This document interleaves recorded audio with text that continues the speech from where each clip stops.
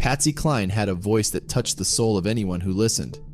With hits like Walking After Midnight and Crazy, she quickly became a star who broke down the gender barrier in country music. At the peak of her success, however, Patsy had some eerie premonitions, and soon after, her life took a tragic turn.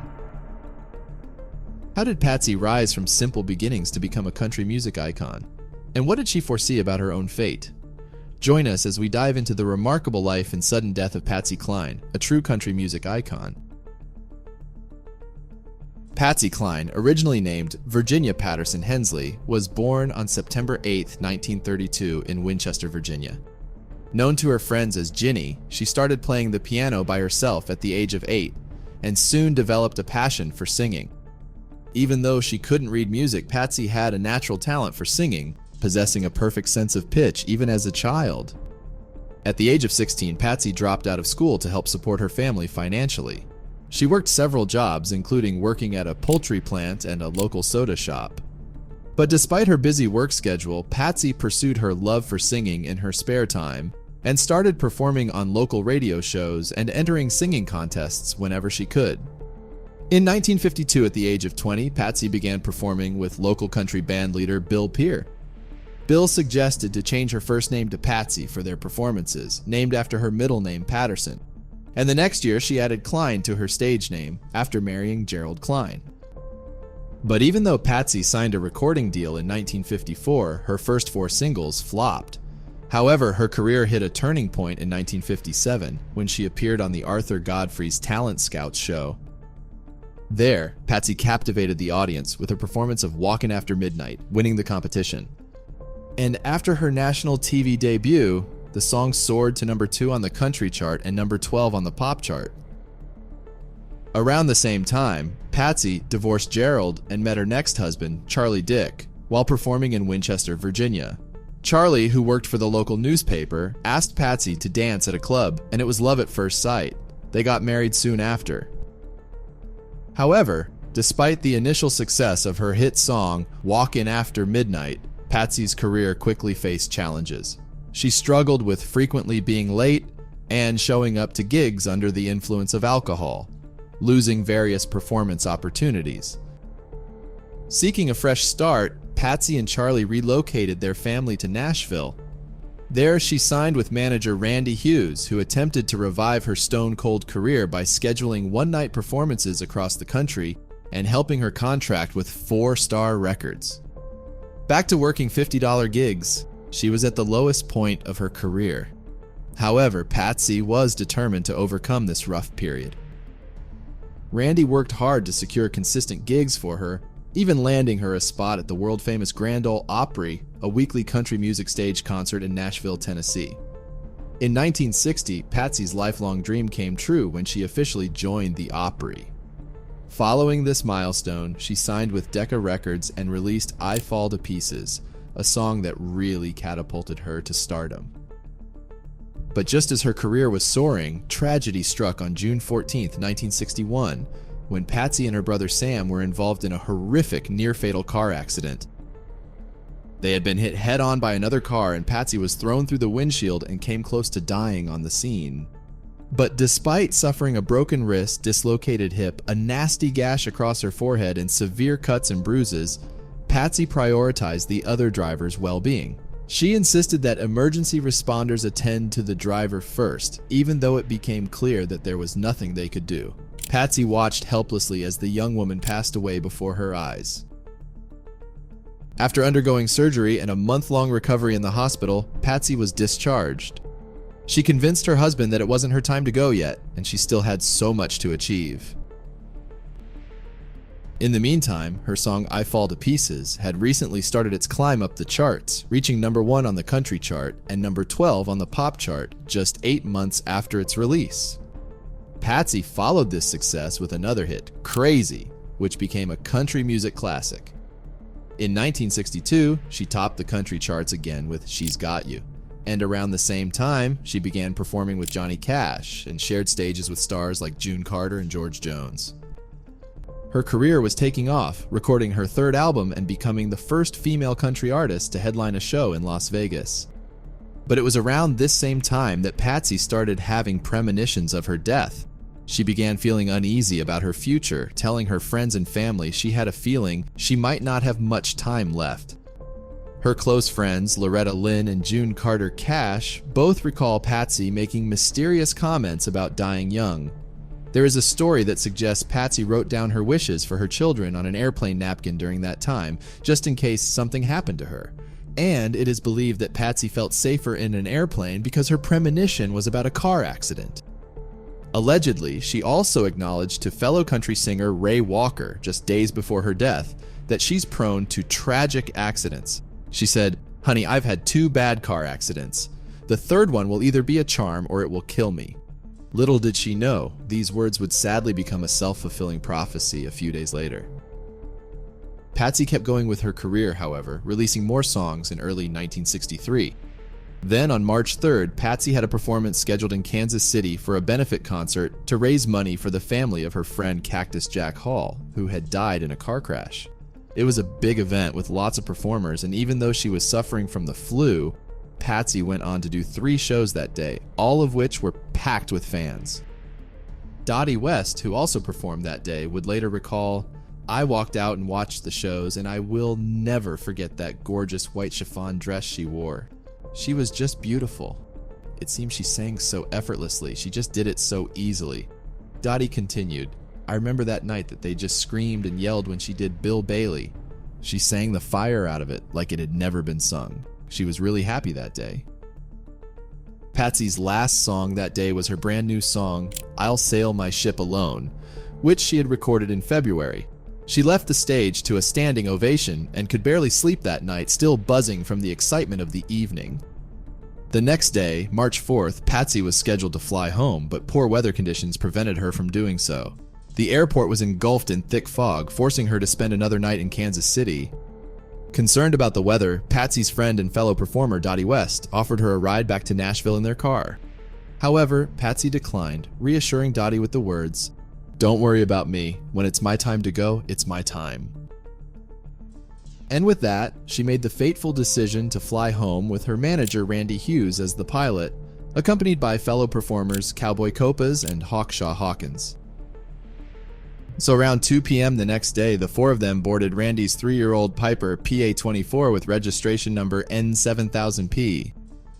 Randy had obtained his private pilot certificate specifically for transporting his musicians to and from concerts, finding it faster and more convenient than driving. The aircraft, a 4-seater, boasted a 250 horsepower Lycoming engine and had a fuel capacity of 60 gallons, allowing for approximately 600 nautical miles of flying. Departing from Kansas City, they set their course for Rogers, Arkansas, where they planned a brief stop for refueling. Their flight path might have seemed somewhat unusual, as they flew almost directly south before turning east. However, this detour was necessary to avoid storms from an approaching front. After refueling in Rogers, they continued eastbound towards Dyersburg, Tennessee. There, they received a weather briefing from Leroy Neal, an FAA employee at the airport. Despite Leroy's warning of deteriorating conditions and visibility lower than visual flight rules minima in Nashville, Randy expressed confidence in his abilities. He planned to fly east towards the Tennessee River and navigate to Nashville from there, relying on his familiarity with the terrain. Even when advised against it by the airport manager, Randy remained determined, stating, "Well, I've come this far already. We'll be back in Nashville before you know it." And with this assurance, they departed Dyersburg at 6:07 p.m. But despite having good intentions, Randy likely overestimated his abilities for the conditions that night. He seemed determined to reach their destination, even in hazardous conditions, a trait often referred to as get-there-itis, which led to risky decision-making.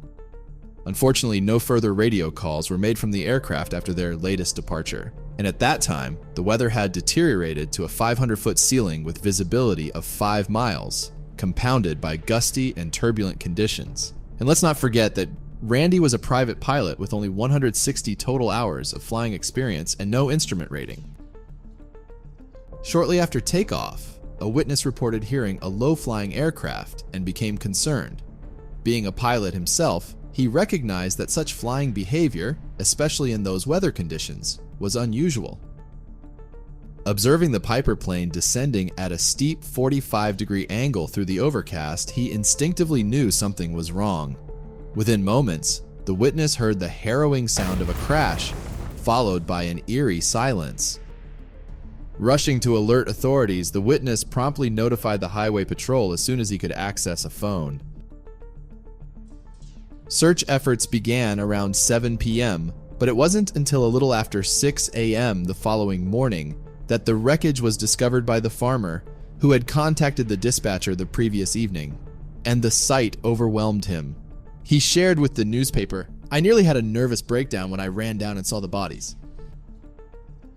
First responder, Jerry Pfeiffer, who was a young police dispatcher at the time, shared his vivid memory of the event. "I'll never forget walking down that hill that morning. As they neared the actual site of impact, his hair stood up, and he developed a funny feeling about the very dreadful sight. Among the debris, he noticed broken guitars, cowboy hats, and rhinestones strewn about, confirming they had found Patsy's plane. And when a reporter asked if they could account for the 4 bodies, he answered, 'There's not enough to count.' Tragically, there were no survivors and there were no real remains left, just some random body parts that allowed for the bodies to be identified. There really was nothing to autopsy." Jerry continued, "I happened to look down, and I was standing on a piece of flesh. I got to looking around, and all there was flesh, just pieces. And in the end, we found more of Patsy Cline than anyone else." The impact of the plane was so severe that the engine became embedded in the ground, and debris were scattered across approximately 300 feet. Jerry remembered how quickly people arrived at the crash site after it was found, searching through the singer's belongings and the wreckage. 2 or 3 men dug the engine out of the ground and carried it away, Jerry said. And he confessed to picking up a few things too, such as a cufflink he thought belonged to Hawkins, some guitar strings, and parts of the plane. Other items found at the site included Patsy's cigarette lighter and her watch, which had stopped at 6:35 p.m., marking the exact moment of impact. The investigation that followed determined that there were no mechanical issues with the plane. It seemed that Randy lost his sense of direction with the ground when he encountered poor visibility, leading to confusion about which way the plane was heading. This caused him to make a right-hand diving turn, known as a graveyard spiral, which happens when pilots can't see the ground and accidentally start turning. This is actually a common problem, especially for pilots who aren't trained to rely solely on their instruments. Without visual cues, it's hard to tell if you're turning or flying straight, and this confusion is even worse in turbulent conditions. And when this happens, it's crucial to trust your instruments to help you get back on track. Proper training and experience can help to overcome this problem and make sure the flight can proceed safely. However, Randy didn't have the training or experience to handle the spatial confusion he faced. When he finally saw the ground after breaking through the clouds, he tried to pull the plane out of the spiral and increased engine power, but it was too late. Evidence showed that the propeller was spinning at maximum speed when it hit a 30-foot tree during its descent. This caused the right wing to hit another tree, sending the plane crashing to the ground at about 175 miles per hour. We can only imagine how the passengers must have felt in their final moments. However, we will never know exactly since everyone on board died immediately on impact. This fateful crash sent shockwaves across the world. Patsy Cline's eerie premonitions became tragically real as she passed away at just 30 years old. As mentioned earlier, Patsy had shared with her friends a strange feeling that she might die young, and it seems she took those feelings seriously. In the months leading up to the plane crash, she finalized her will, making sure her children's futures were secure. Additionally, she began giving away her most cherished belongings to loved ones, expressing her desire for them to hold on to something to remember her by. It all seemed quite eerie and unsettling for someone so young. And it's so sad that if she truly sensed imminent danger or the possibility of death, she couldn't take any action to prevent it. After her death, Patsy Cline's recorded songs continued to be released, and in 1973, she made history as the first solo female artist to be inducted into the Country Music Hall of Fame. She shattered stereotypes and opened doors for so many women in the country music industry. Patsy wore bright red lipstick, cowboy boots, and became the first woman to wear pants on stage at the Grand Ole Opry, which was unheard of for women at that time. Her album Patsy Cline's Greatest Hits, released 4 years after her death, became a huge success, ranking among the best-selling country albums ever.